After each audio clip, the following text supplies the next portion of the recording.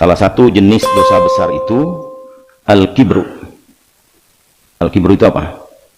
Kesombongan. Wah, sombong. Sombong itu dosa ternyata ya. Bahasa Betawinya apa sombong? Belagu. Belagu banget jadi orang. Ya. Ya, Bang Andi, silakan. Al-kibru wal fakhru wal khuyala wal ajab, banyak istilahnya tuh. Ya, ada takabur, ada al-fakhru,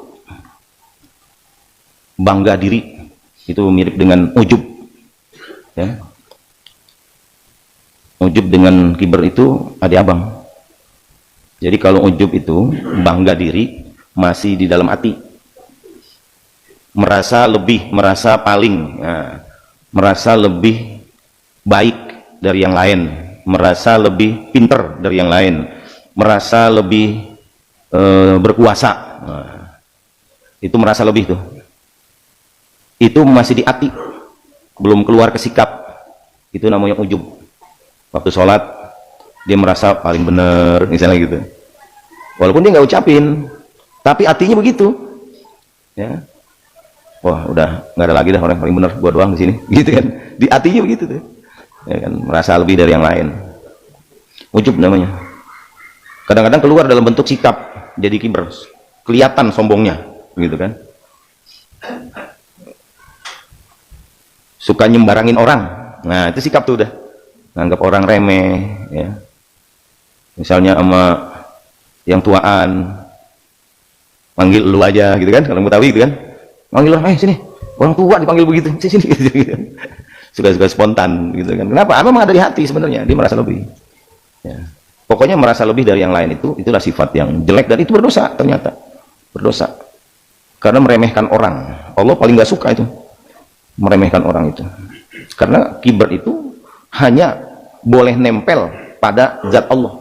Itu sifat buat Allah itu pantas. Allah cuma sombong kayak apa juga udah pantas aja.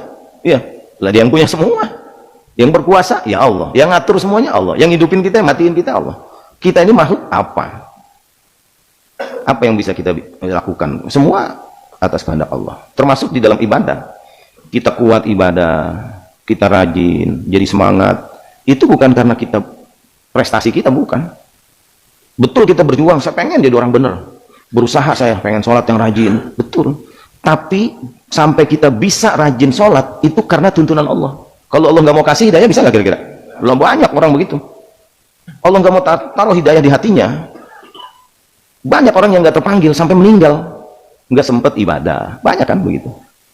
Mungkin di hati kecilnya sedikit ada kemauan, Allah nggak kasih hidayah ya. Jadi kuatnya kita bisa, misalnya kita bisa melakukan sholat sunnah banyak, baca Quran rajin, itu semata-mata karena tuntunan Allah, taufik namanya. Jadi ada hidayah, ada taufik. Hidayah itu petunjuknya, nih harusnya begini, nah itu di Quran. Taufiknya itu Allah tuntun caranya. Jadi kita enteng, ibadah yang tadinya kayaknya berat, ogah-ogahan, jadi enteng, semangatnya tumbuh. Itu karena Allah yang tanamin di hati kita. Jadi bukan karena prestasi. Nggak usah dibanggain dengan ibadah kita. Wah, gue mau alhamdulillah sih, wah, tahajud udah nggak pernah berhenti sekarang. Jangan, nggak usah diunjukin orang.